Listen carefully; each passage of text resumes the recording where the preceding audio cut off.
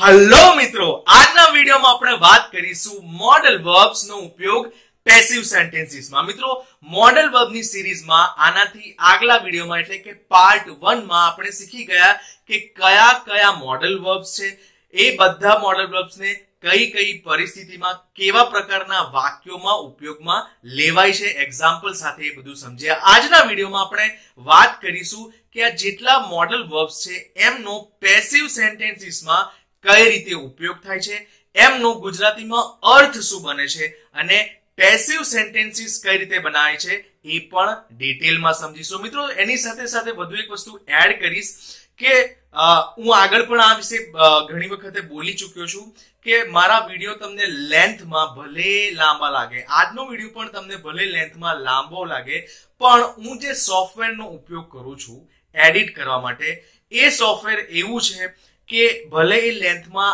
લાંબુ લાગે પણ તમારા એમબી બહુ ઓછા વપરાશે। એટલે સહેજઈ પોતાના ઇન્ટરનેટની ચિંતા કર્યા વગર પ્લીઝ વિડિયોનો પૂરેપૂરો લાભ લેજો। મિત્રો, હું છું સેન, સ્વાગત છે તમારું મારી યુટ્યુબ ચેનલ શીખો ઇંગ્લિશ ગુજરાતીમાં। જે લોકો નવા છે, જે લોકો પહેલી વખત મારા ચેનલનો વિડિયો જોવે છે, એમને વિનંતી કરીશ પ્લીઝ મારા ચેનલને સબસ્ક્રાઇબ કરો, જોડે આપેલા ઘંટડીના બટનને દબાવી રાખો જેથી દરેક નવા આવનાર વિડિયોના તમને નોટિફિકેશન મળી રહે અને તમે એનો લાભ લઈ શકો। તો મિત્રો, ટાઈમ સેટ જે વેસ્ટ નથી કરવો અને ચાલો શરૂઆત કરીએ મિત્રો મોડેલ્સ વિથ પેસિવ વોઇસ। હવે મોડલ વર્બ સાથે પેસિવ વોઇસ નો ઉપયોગ કઈ રીતે થાય છે સમજતા પહેલા જો આપણે એ સમજી લઈએ ને કે પેસિવ શું છે, તો તમે એનો ઉપયોગ મોડેલ સાથે અને બીજા પ્રકારના વાક્યો સાથે પણ કરી શકશો। એટલે આપણે થોડો ભાર આપીએ પેસિવ શું છે, તો એને પહેલા સમજી લઈએ, પછી આપણે મોડેલ પર જઈશું।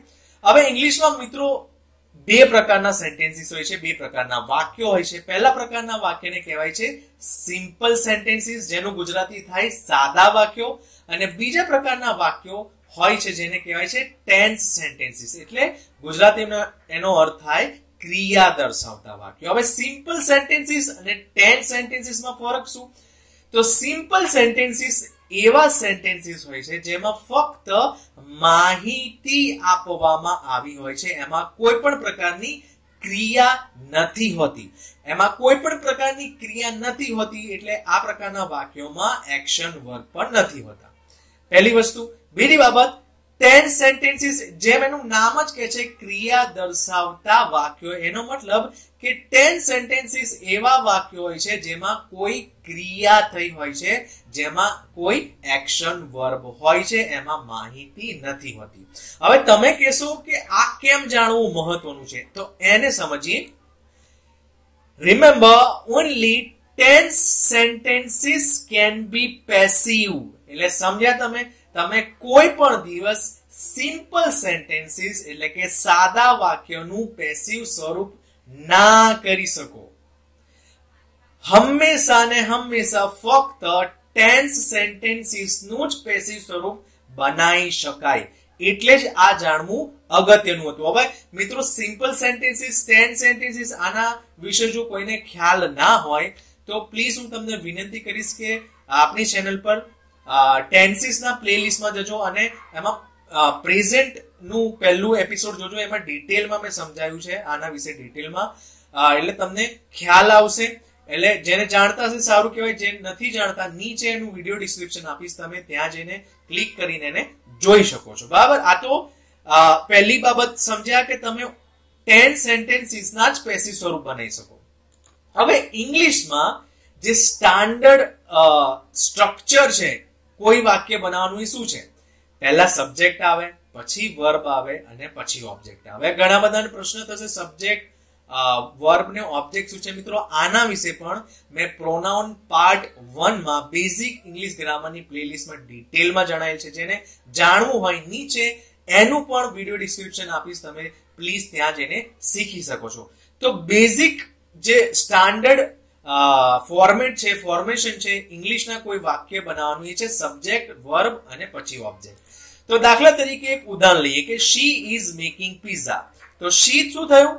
સબ્જેક્ટ થયું, ઇઝ એ હેલ્પિંગ વર્બ છે, મેકિંગ એ મેઇન વર્બ છે, ને સાના પર ક્રિયા થઈ રહી છે? પિઝા પર, એટલે પિઝા આપણો ઓબ્જેક્ટ છે। આ બાબતો ધ્યાનમાં રાખજો, આગળ તમને મદદરૂપ થશે। હવે યાદ રાખજો કે in active sentences always the focus is on doer. મિત્રો આગળ જે આપણે ફોર્મેશન જોઈ ગયા એ શું હતું? એક્ટિવ સેન્ટેન્સ નું ફોર્મેટ હતું. સબ્જેક્ટ આવે, વર્બ આવે અને પછી ઓબ્જેક્ટ આવે.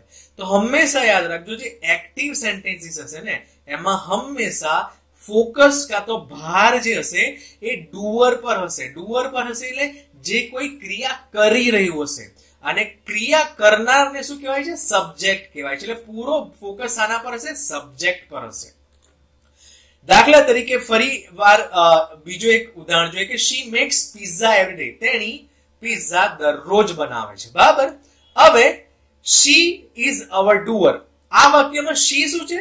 આપણા ડુઅર છે અને ડુઅર પર ફોકસ આપવામાં આવ્યું છે અને ઓબ્જેક્ટ શું છે? પિઝા છે. પિઝા પર ફોકસ આપવામાં આવ્યું નથી. આ કેમ જાણવું જરૂરી છે? જાણવું જરૂરી છે એનું કારણ એ કે આ તો થઈ એક્ટિવ સેન્ટેન્સીસ ની વાત, પણ પેસિવ સેન્ટેન્સીસમાં શું થાય છે? ફોકસ શિફ્ટ થઈ જાય છે, ફોકસ બદલાઈ જાય છે અને ફોકસ અને ભાર શાને આપવામાં આવે છે? જેના પર ક્રિયા થઈ રહી છે. એટલે એક્ટિવમાં ભાર હોય છે સબ્જેક્ટ પર જે ક્રિયા કરી રહ્યું છે અને પેસિવ સ્વરૂપમાં કોઈ વાક્ય બનાવો તો ત્યારે ભાર હોય છે જેના પર ક્રિયા થઈ રહી છે. એનો મતલબ કે ઓબ્જેક્ટ પર ભાર આપવામાં આવે છે. આ બેઝિક વસ્તુ સમજી લેશો તો તમને કોઈ પણ પ્રકારનું પેસિવ સેન્ટેન્સ બનાવવામાં તકલીફ નહીં પડે. બરાબર. આટલી બધી આ વસ્તુ યાદ રાખજો. આગળ વધીએ. હવે પ્રશ્ન મગજમાં એ થાય કે કેવી રીતે કરવું? આ તો સમજી ગયા કે પેસિવમાં આ થાય, આ થાય, આ થાય, એક્ટિવમાં આ થાય, પણ આ બધું કરવું કેમનું? મોડેલ વર્બ સાથે પેસિવ સ્વરૂપ કઈ રીતે ઉપયોગ કરવો એને પણ ડિટેલમાં ધીરે ધીરે સમજીએ છીએ. For that we have to take N object to the place. હવે તમે કહેશો કે કોઈ વાક્યનું એક્ટિવમાંથી પેસિવ બનાવ્યું એ કઈ રીતે સમજ પડશે? તો જેમ મિત્રો મેં આગળ વાત કરી કે એક્ટિવ સેન્ટેન્સમાં શું હોય છે? એનું સ્ટાન્ડર્ડ ફોર્મેશન શું છે? સબ્જેક્ટ આવે, વર્બ આવે અને પછી ઓબ્જેક્ટ આવે. પણ એ એક્ટિવ સેન્ટેન્સનું જો તમે પેસિવ કરશો ત્યારે શું થઈ જશે? ફોકસ પૂરો શું થઈ જશે? ઓબ્જેક્ટ પર આવી જશે. એટલે સબ્જેક્ટ, વર્બ, ઓબ્જેક્ટની જગ્યાએ જે ઓબ્જેક્ટ છે એ હટીને એને જો ગ્રાફ સાથે સમજો, આ સ્ટાન્ડર્ડ એનું ફોર્મેશન છે એક્ટિવ સ્વરૂપમાં, સબ્જેક્ટ, વર્બ અને ઓબ્જેક્ટ. બરાબર. હવે જો આપણે કોઈ વાક્યનું એક્ટિવ વાક્યનું પેસિવ કરવું હોય તો શું થશે? ઓબ્જેક્ટ હટીને જતું રહેશે કઈ? સબ્જેક્ટના સ્થાને, અને સબ્જેક્ટ હટીને જતું રહેશે ક્યાં? ઓબ્જેક્ટના સ્થાને. આ યાદ રાખજો, બહુ મહત્વની વસ્તુ છે. બીજી એક મહત્વની વસ્તુ, જ્યારે પણ તમે કોઈ એક્ટિવ વાક્યનું પેસિવ કરશો તો શું થશે? જેટલા પણ એ વાક્યમાં બીજા એલિમેન્ટ્સ હશે એ એવા ને એવા જ રહેશે. એટલે ફક્ત શું બદલાશે? સબ્જેક્ટ ને ઓબ્જેક્ટ જ બદલાશે. બાકીના બધા જેટલા એલિમેન્ટ્સ હશે એ એવા ને એવા રહેશે. બધા એલિમેન્ટ્સ એનો મતલબ કે જો હેલ્પિંગ વર્બ હશે તો એવી ને એવી જગ્યાએ રહેશે, એનું સ્થાન રહેશે, એમાં કોઈ ફરક નહીં આવે. વત્તા ઓબ્જેક્ટિવ પાર્ટમાં જેટલા પણ શબ્દો હશે બધા એવા ને એવા રહેશે, એમાં કોઈ ફરક નહીં આવે. આ બેઝિક વસ્તુ સમજો. બરાબર. એટલે શું થશે? સબ્જેક્ટ નું થઈ જશે ઓબ્જેક્ટ, સબ્જેક્ટ જતું રહેશે ઓબ્જેક્ટના સ્થાને અને ઓબ્જેક્ટ જતું રહેશે સબ્જેક્ટના સ્થાને. એનો મતલબ શું? એનો મતલબ એ કે તમારે ઓબ્જેક્ટના સ્થાને જે વસ્તુ આવી હશે ને મિત્રો એ ને બદલીને, કેમ કે સબ્જેક્ટના સ્થાને આવે છે એનું રૂપ બદલાઈ જશે. એ નાઉન નું પ્રોનાઉન થઈ જશે ને પ્રોનાઉન નું નાઉન થઈ જશે. સબ્જેક્ટમાં જે નાઉન હશે એ કેમ કે ઓબ્જેક્ટના સ્થાને આવશે એટલે થઈ જશે પ્રોનાઉન થઈ જશે. બીજી એક મહત્વની વસ્તુ કે પેસિવ સેન્ટેન્સ હંમેશા કોઈ પણ પેસિવ સેન્ટેન્સ બનાવો એમાં વર્બની ત્રીજી ફોર્મનો જ ઉપયોગ થાય છે. એટલે કે પાસ્ટ પાર્ટિસિપલ સ્વરૂપનો જ ઉપયોગ થાય છે. બીજી વસ્તુ જેમ આપણે આગળ વાત કરી કે સબ્જેક્ટ જે ડુઅર છે એ ચેન્જ કરે છે પોતાની પોઝિશન અને ઓબ્જેક્ટના સ્થાને જતું રહે છે. એટલે શું થાય છે કે સબ્જેક્ટમાં જે નાઉન હશે એ ઓબ્જેક્ટના સ્થાને જતું રહેશે એટલે પ્રોનાઉન થઈ જશે, અને જે ઓબ્જેક્ટના સ્થાને પહેલા પ્રોનાઉન હતું કેમ કે સબ્જેક્ટના સ્થાને આવશે એટલે મેઇન નાઉન બની જશે. કઈ રીતે? એનું ઉદાહરણ સહી સમજીને તમને વધારે ખ્યાલ આવશે. બીજી એક મહત્વની વસ્તુ યાદ રાખી લો ઉદાહરણ જોતા પહેલા કે પેસિવ જ્યારે પણ તમે કોઈ વાક્યનું બનાવો ત્યારે જે ડુઅર છે, જે આપણે સબ્જેક્ટ હતો એક્ટિવ વોઇસમાં, એ જ્યારે ઓબ્જેક્ટના સ્થાને આવશે ને ત્યારે એની આગળ તમારે બાય મૂકવું પડશે. હવે એ પણ ઓપ્શનલ છે, તમારે મૂકવું હોય તો મૂકી શકો, ના મૂકવું હોય તો ના મૂકી શકો. હવે આપણે આને ઉદાહરણ સહી સમજીને તમને વધારે ખ્યાલ આવશે. આપણું ઉદાહરણ શું હતું? શી મેક્સ પિઝા એવરી ડે. શી મેન વર્બ, શી સબ્જેક્ટ, મેક્સ શું છે? વર્બ, પિઝા શાના પર ક્રિયા થઈ રહી છે? તેની શું બનાવે છે? પિઝા બનાવે છે. એટલે પિઝા શું છે? આપણો ઓબ્જેક્ટ છે ને એવરી ડે એ ઓબ્જેક્ટિવ પાર્ટનો આખા ભાગનો એક શબ્દ છે. બરાબર. હવે એનું જો આપણે પેસિવ કરીએ તો શું થશે? આ જે પિઝા હતું આપણા નિયમ પ્રમાણે ક્યાં મૂકી દેવું પડે? એને આગળ લઈ દેવું પડે. એટલે અહીં લઈ દીધું આપણે, એટલે થઈ ગયું પિઝા. કેમ કે પિઝા થર્ડ પર્સન છે એટલે મુકાશે પિઝા ઇઝ મેક. એ એનું શું છે? મૂળભૂત સ્વરૂપ છે એક વર્બનું. અને આપણે જેમ આગળ વાત કરી કે પેસિવ સ્વરૂપમાં હંમેશા વર્બની ત્રીજી ફોર્મ આવશે. તો મેક નું પાસ્ટ પાર્ટિસિપલ થાય મેડ. Pizza is made. અને જે શી હતું, આ જે શી હતું એ ઓબ્જેક્ટિવ પાર્ટ પર આવી જશે. એટલે શું થઈ જશે? શી નું પ્રોનાઉન બની જશે. શું? શી નું પ્રોનાઉન શું થઈ જાય? હર. બરાબર. એટલે પિઝા ઇઝ મેડ હર. જેમ આપણે આગળ વાત કરી કે તમારે બાય મૂકવું પડે. જે સબ્જેક્ટ હતું, જે ઓબ્જેક્ટ બની ગયું એને પહેલા બાય મૂકવું પડે. એટલે થઈ જશે અહીં મૂકવું પડશે બાય. એટલે થઈ જશે pizza is made by her. અને ઓબ્જેક્ટિવ પાર્ટ એવો ને એવો એવરી ડે. ખ્યાલ આવી ગયો મિત્રો? આ એક લોજિક છે. આ હવે તમે તૈયાર છો કે આપણે મોડલ વર્બ સાથે કઈ રીતે પેસિવ વોઇસ નો ઉપયોગ કરો. તમે આ જો પેસિવ નો બેઝિક જ ના ખબર હોય તો તમને મોડલ વર્બ સાથે એનો ઉપયોગ જાણતા થોડી તકલીફ પડશે. એટલે મેં તમને ડિટેલમાં સમજાવી દીધું. મને વિશ્વાસ છે કે તમને ખ્યાલ આવી ગયો છે. તો હવે આગળ વધતા વાત કરીએ કે મોડલ વર્બ સાથે કઈ રીતે પેસિવ સેન્ટેન્સીસ નો ઉપયોગ થાય છે. હવે મોડલ વર્બ સાથે પણ બે પ્રકારના ફોર્મેશન છે.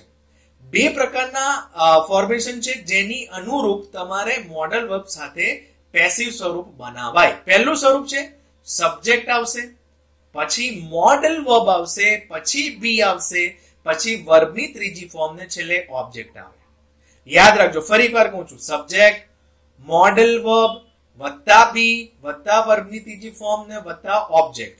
બીજું ફોર્મેશન છે સબ્જેક્ટ, પછી મોડલ વર્બ, પછી હેવ, પછી બીન, પછી વર્બની ત્રીજી ફોર્મ અને પછી ઓબ્જેક્ટ. હવે તમે કહેશો બે ફોર્મેશન બતાયા, હવે મોડલ વર્બ વત્તા બી નો ઉપયોગ ક્યારે, મોડલ વર્બ હેવ બીન નો ઉપયોગ ક્યારે, એ આપણે સમજીએ. હવે let's see first how we use modal verb in active sentences. મિત્રો પહેલા હું વાત કરી રહ્યો છું મોડલ વર્બ વત્તા બી વત્તા વર્બની ત્રીજી ફોર્મ. બરાબર.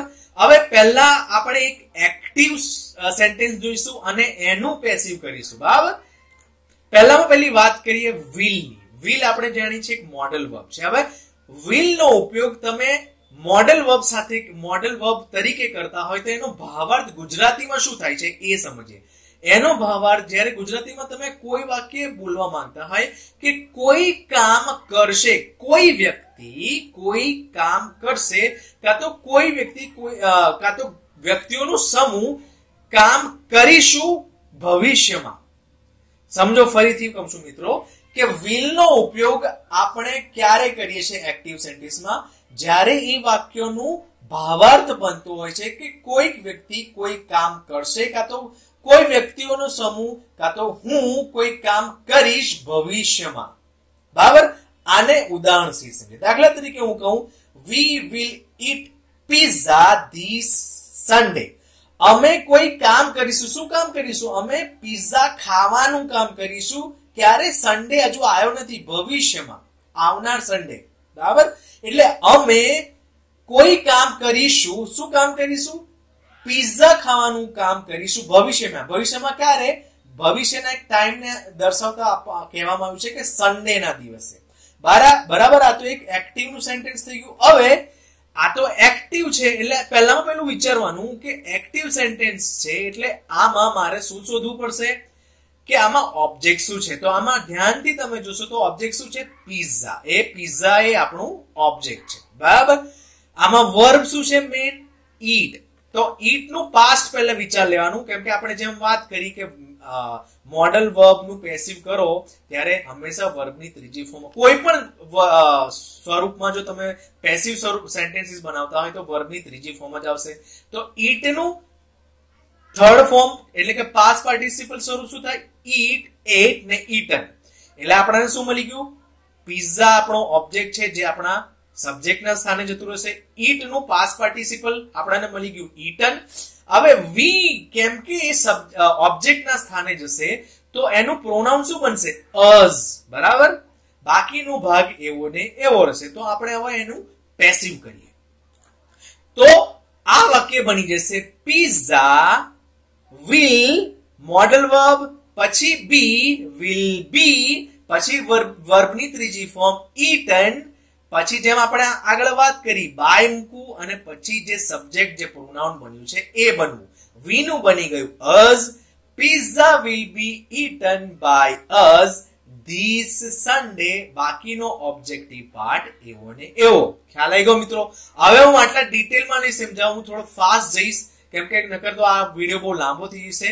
મેં તમને આ ફોર્મેશન કઈ રીતે શું ચેન્જ થાય છે દર્શાવી દીધું છે. હવે હું તમને એમનું ગુજરાતી અને ડાયરેક્ટ વાક્ય સમજાવીશ, હું એમના ડિટેલમાં હવે નહીં જાઉં. બરાબર. કેન, કેન નું આપણે એક્ટિવ સેન્ટેન્સમાં ક્યારે ઉપયોગ કરે છે? એનો ગુજરાતીમાં ભાવાર્થ શું બનતો હોય છે કે કોઈ વ્યક્તિ કોઈક કામ કરી શકે છે. બરાબર. દાખલા તરીકે you can take my car two the market. તું મારી કાર લઈ જવાનું કામ કરી શકે છે. એનું પેસિવ કરીએ. અહીં માય કાર શું છે? ઓબ્જેક્ટ છે. આઈ ગો સબ્જેક્ટના સ્થાને. માય કાર નિયમ પ્રમાણે કેન, પછી બી, ટેક નું પાસ્ટ પાર્ટિસિપલ સ્વરૂપ taken, to the market, by you, you નું ઓબ્જેક્ટિવ પ્રોનાઉન પણ એનું એ જ રહે, યુ નું યુ એટલે આઈ ગુ યુ. બરાબર. આને આવી રીતે પણ બનાવી શકાત કે my car can be taken by you to the market. કોઈ ફરક નથી પડતો, ઓબ્જેક્ટિવ પાવર એવો ને એવો રહેશે. આગળ વધીએ ને વાત કરીએ શુડ. શુડ નો ક્યારે આપણે ઉપયોગ કરીએ છીએ એક્ટિવ સેન્ટેન્સમાં? જ્યારે આપણો કહેવાનો ભાવાર્થ હોય છે કે કોઈક વ્યક્તિએ કોઈક કામ કરવું જોઈએ. બરાબર. ઓબ્લિગેશન, જવાબદારી વાળો ભાવ આવે છે. તો he should respect his parents. એને શું કામ કરવું જોઈએ? એને એના પેરેન્ટ્સ ને રિસ્પેક્ટ કરવું જોઈએ. તો એનું પેસિવ કરી નાખીએ his parent, કેમ કે ઓબ્જેક્ટ છે એટલે આવી જશે સબ્જેક્ટના સ્થાને. his parents should be, પછી પાસ્ટ પાર્ટિસિપલ સ્વરૂપ respected by him. ખ્યાલ આવી ગયો? હવે આ વાક્યને મેં જેમ આગળ વાત કરી મિત્રો કે બાય નો ઉપયોગ કરવો ના કરવો એ ઓપ્શનલ છે અમુક જગ્યાએ. દાખલા તરીકે હું આ વાક્યને આવી રીતે જ બોલું કે his parents should be respected, તો આ વાક્ય સાચું રહે. એનું કારણ કે તમે વિચારશો કે બાય ક્યારે મૂકવું ને ક્યારે ના મૂકવું. યાદ રાખજો મિત્રો, એને પણ તમને ડિટેલમાં સમજાવી દઉં. જ્યારે બે વ્યક્તિ કઈ બાબત વિશે વાત કરી રહ્યા છે એ જાણતા હોય અને તમે જો પેસિવ નો ઉપયોગ કરો અને એ વખતે બાય નો ઉપયોગ ના કરો તો કાંઈ વાંધો નહીં, કેમ કે તમને ખબર છે કે તમે કયા સબ્જેક્ટ વિશે વાત કરી રહ્યા છો. તમને ખબર જ છે, પણ દાખલા તરીકે તમને નથી ખબર કાં તો પછી સામેની વ્યક્તિ જોડે તમારી કન્વર્ઝેશન અત્યારે જ ચાલુ થઈ છે તો તમારે ત્યાં બાય નો ઉપયોગ કરવો પડે. ખ્યાલ આવી ગયો? હવે વાત કરીએ મસ્ટ. મસ્ટ નું ગુજરાતીમાં આપણે એક્ટિવ સ્વરૂપમાં ક્યારે ઉપયોગ કરીએ છીએ? એનું ગુજરાતી શું બને છે કે જ્યારે આપણે એવું કહેવા માંગીએ છીએ કે કોઈ વ્યક્તિએ કોઈ કામ જરૂર કરવું જોઈએ, એકદમ strong obligation. You must practice. જો તમારે ઇંગ્લિશ શીખવું તો તમારે જરૂરથી ઇંગ્લિશની પ્રેક્ટિસ કરવી જ જોઈએ. તેનું પેસિવ કરીએ. English must be practised by you. May કે માઇટ, એનું ગુજરાતીમાં શું એક્ટિવ સેન્ટેન્સમાં એનો ભાવાર્થ શું બને છે કે કોઈ કામ કદાચ કરીશ કાં તો કદાચ કરવું જોઈએ. એનું ઉદાહરણ જોઈએ. I may send you mail this afternoon. કદાચ આજે બપોરે તમને મેલ મોકલીશ. એનું પેસિવ કરે. You may be sent mail this afternoon by me. અહીં બાય મી લખવાની જરૂર નથી, પણ આ તો તમને દર્શાવવા માટે. આગળ વધીએ. વુડ. વુડ નો ગુજરાતીમાં ભાવાર્થ બને છે કે કોઈક વ્યક્તિ કોઈ કામ કરતા પણ એનો પાછળનો ભાવાર્થ બને છે ના કર્યું. કોઈ વ્યક્તિ કોઈ કામ કરતો, કરતી કે કરતા પણ ના કર્યું. દાખલા તરીકે I would eat ice cream every day. દાખલા તરીકે વિચારો કે તમે એવું કહેવા માંગો છો કે દાખલા તરીકે હું કોઈ આઈસ્ક્રીમ બનાવવાની ફેક્ટરીમાં કામ કરતો હતો, હું આખો દિવસ આઈસ્ક્રીમ ખાત. હું શું કરત? આઈસ્ક્રીમ ખાવાનું કામ કરત. એનો બીજો અર્થ એ થાય. તો એનું ઇંગ્લિશ સેન્ટેન્સ શું થશે? I would eat ice cream every day. તાનું પાસ્ટ કરીએ, ice cream would be eaten by me every day. છેલ્લું છે હેવ ટુ ને હેઝ ટુ. ક્યારે એનું તમે ઉપયોગ કરી શકો? ગુજરાતીમાં એક્ટિવ સેન્ટેન્સીસમાં એનો ભાવાર્થ શું બને છે કે જરૂર કોઈ વ્યક્તિ કોઈ કામ કરવું જ પડશે. આપણે જાણીએ છીએ, આપણે પાર્ટ 1 માં જોઈ ગયા છે કે હેવ ટુ નો ઉપયોગ જ્યારે કરશો ત્યારે એનો નેગેટિવ ઇફેક્ટ શું છે એના વિશે બેક ઓફ માઇન્ડ મગજમાં રાખવામાં આવે છે. બરાબર?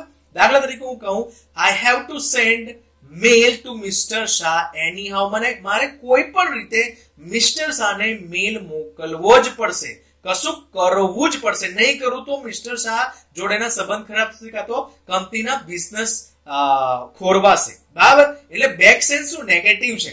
આનું કરીએ આપણે passive. Mister Shah have to be sent mail anyhow. વધુ પડતા હું આવું કહી શકું બાય મી, પણ હું કહેવાની જરૂર નથી. છેલ્લું છે હેડ ટુ. કોઈ કામ કરવું પડતું હતું. ભૂતકાળમાં કોઈ કામ નતું કરવું પણ કરવું પડતું હતું. દાખલા તરીકે આઈ હેડ ટુ સિંગ અ સોંગ. દાખલા તરીકે મારી ભત્રીજી છે, મને ગીત ગાતા નથી આવડતું, મને કંટાળો આવે છે, ઘણી વખત મને ટાઈમ નથી, તો પણ મારે એની માટે ગીત ગાવા પડતા હતા. કોઈ કામ કરવું પડતું હતું. તો એનું past song had to be sung. Sing, sang, sung. વર્બની ત્રીજી form song had to be sung by me. ખ્યાલ આવી ગયો? આ તો થઈ સબ્જેક્ટ મોડલ વર્બ બી વર્બની ત્રીજી ફોર્મની વાત. હવે વાત કરીએ subject modal have been. Sorry મિત્રો, હું બીન લખવાનું ભૂલી ગયો છું, મને માફ કરજો. મોડલ હેવ બીન પછી વર્બની ત્રીજી ફોર્મ અને પછી ઓબ્જેક્ટ. હવે એમાં પહેલા વાત કરીએ કુડ હેવ. કુડ હેવ નો ઉપયોગ આપણે ક્યારે કરીએ છીએ? એનું ગુજરાતીમાં ભાવાર્થ શું બને છે કે કોઈ કામ કરી શકતો હતો પણ ના કર્યું. તમે એકલું એ વાક્ય તો એકલું આ જ બોલશો કે કોઈ કામ કરી શકતો હતો, પણ તમારો કહેવાનો ભાવાર્થ પાછળનો એવો છે કે પણ મેં કામ ના કર્યું. દાખલા તરીકે Ramesh could have informed us. Ramesh inform કરવાનું કામ કરી શકતો હતો પણ રમેશે ના કર્યું. એનું બેક ઓફ ધ જે મીનિંગ હોય છે પણ ના કર્યું, હંમેશા એ જ હશે. તો આ વાક્યનું જો આપણે પેસિવ કરીએ તો શું થશે? વી કુડ હેવ બીન. અસ નું થઈ જશે કેમ કે સબ્જેક્ટના સ્થાને આવી જશે વી કુડ હેવ બીન વર્બની ત્રીજી ફોર્મ ઇન્ફોર્મ્ડ બાય રમેશ. અમને રમેશ દ્વારા ઇન્ફોર્મ કરી શકાતા હતા. ખ્યાલ આવી ગયો? હવે વાત કરીએ મસ્ટ હેવ. એનો ગુજરાતીમાં ભાવાર્થ થાય છે કે કોઈક કામ જરૂર કરવું જોઈતું હતું પણ ના કર્યું. હંમેશા યાદ રાખજો, કુડ હેવ, મસ્ટ હેવ ગમે તે યુઝ કરશો, એનો બેક ઓફ સેન્સ હંમેશા પણ ના થયું કાં તો પણ ના કર્યું જ હશે. દાખલા તરીકે the court must have punished the criminals. કોર્ટે ક્રિમિનલને જરૂરથી પનિશ આપવાનું કામ કરવું જોઈતું હતું પણ ના કર્યું. એનો મતલબ કે ક્રિમિનલ્સ છૂટી ગયા. ખ્યાલ આવ્યો? એનો મતલબ એ થયો. હવે એનું જો પેસિવ કરીએ તો થશે the criminals must have been punished. આગળ વધીએ શુડ હેવ. શુડ હેવ નો ગુજરાતીમાં એક્ટિવ સેન્ટેન્સમાં એનો ભાવાર્થ બનતો હોય છે કોઈક કામ કરવું જોઈતું હતું પણ ના કર્યું. એનો એ જોઈ લઈએ એનો sentence. I should have charged mobile before electricity went. મારે મોબાઈલ ચાર્જ કરવાનું કામ કરવું જોઈતું હતું પણ મેં ના કર્યું. એનું પેસિવ કરીએ mobile should have been charged before electricity went. Mobile charge કરવો જોઈતો હતો, કોઈ કામ કરવું જોઈતું હતું પણ ના કર્યું. બરાબર? ઇલેક્ટ્રિક ગઈ એના પહેલા. આગળ વધીને વાત કરીએ would have. would have નો એક્ટિવ સેન્ટેન્સીસમાં અર્થ બને છે કોઈ કામ થઈ ચૂક્યું હોત પણ ના થયું. દાખલા તરીકે corona cases would have increased if government haven't done lockdown. શું થઈ ચૂક્યું હોત કે કોરોનાના કેસીસ વધી ચૂક્યા હોત જો ગવર્મેન્ટે લોકડાઉન ના કર્યું હોત. પણ કોરોના કેસ નથી વધ્યા, પણ ના થયું. બરાબર, પણ ના થઈનો અર્થ કે કોરોનાના કેસ નથી વધ્યા એનું કારણ કે ગવર્મેન્ટે લોકડાઉન કરી દીધું. આ તો થઈ એક્ટિવ સેન્ટેન્સ. એને કરીએ પેસિવ. લોકડાઉન આપણો શું છે? આપણો ઓબ્જેક્ટ હતો, એને લઈ દીધા આપણે સબ્જેક્ટના સ્થાને અને વાક્ય બન્યું if lockdown haven't done corona cases would have been increased. ખ્યાલ આવ્યો? આગળ વધીએ. may have કા તો might have been અને વર્બની ત્રીજી ફોર્મ. આનું આપણે ગુજરાતીમાં ભાવાર્થ શું બને છે કે કોઈ કામ કદાચ થયું હોત પણ ના થયું. દાખલા તરીકે company might have fired Rahul for sending wrong file. કંપનીએ રાહુલને નોકરીમાંથી કદાચ કાઢી મૂક્યો હોત પણ એમણે કાઢી મૂક્યો નથી. એનો અર્થ એ થયો. તો એનું પેસિવ શું થશે? Rahul might have been fired by company. ખ્યાલ આવી ગયો મિત્રો? તો આ હતા આપણા મોડલ વર્બ પેસિવ સ્વરૂપમાં. તો મોડલ વર્બની સિરીઝ આખી પતે છે. આપણે પાર્ટ 1 માં શીખ્યા મોડલ વર્બના ઉપયોગો શું શું છે, કયા કયા મોડલ વર્બને કઈ કઈ પરિસ્થિતિમાં ચોક્કસ રીતે ઉપયોગ કરી શકાય. પાર્ટ 2 માં આપણે શીખ્યા કે મોડલ વર્બ્સનો ઉપયોગ પેસિવ સેન્ટેન્સીસમાં કઈ રીતે થાય છે. મળીએ આગલા એપિસોડમાં નવા કોઈ ઇન્ટરેસ્ટિંગ ટોપિક સાથે. ત્યાં સુધી ધન્યવાદ.